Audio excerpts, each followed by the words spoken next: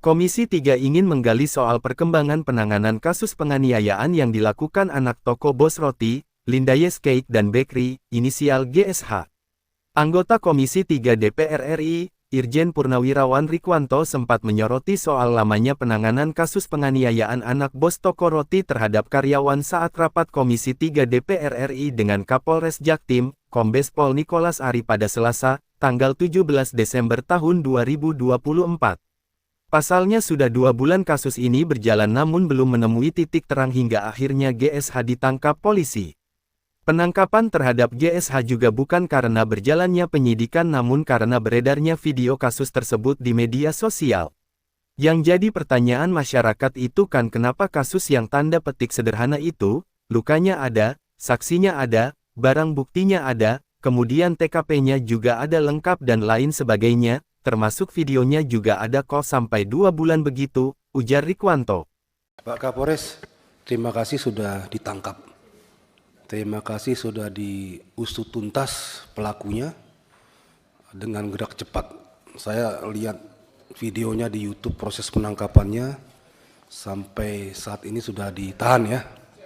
Ya, akhirnya tertangkap juga. Akhirnya bisa ditangkap juga. Ada beberapa pertanyaan dari masyarakat, masalah penanganan kepolisian. Itu sejak dilaporkan 18 Oktober ya. Ya, dan tertangkap 16 Desember. Ya, kurang lebih 2 bulan. Padahal itu penganiayaan, kalau dikategorikan luka tadi itu, ya, kategori yang ringan tapi bisa juga berat. Kalau dia pingsan dirawat jadi berat itu. Ya, tapi apapun yang terjadi dari videonya terlihat bahwasanya itu berat ya, karena dilempar pakai segala macam, kena badannya bahkan yang vital. Ya, bisa efeknya lebih jauh lagi kalau tidak dihentikan. Dan jadi pertanyaan masyarakat itu kan, kenapa kasus yang tanda petik sederhana seperti itu, lukanya ada, saksinya ada, barang buktinya ada, kemudian TKP-nya juga ada, lengkap, ya, dan lain sebagainya, termasuk videonya juga ada, kok sampai 2 bulan begitu. Saya tadi lihat penyelidikannya hampir 1 bulan, terus penangkapannya hampir 1 bulan juga, itu pun setelah viral. Nah ini jadi catatan juga, seharusnya itu bisa lebih cepat lagi ya. Kalau saya berpikir sebagai anggota Polri dahulu, kalau kita fokus kejadian itu langsung ditangani, 3 sampai seminggu itu, 3 hari sampai seminggu selesai itu. Ya, itu kasus nyata dan kelihatan dan terbuka. Tinggal gercepnya anggota itu. Nah ini jadi pertanyaan masyarakat juga, ya, koreksi juga untuk kepolisian, terutama Jakarta Timur.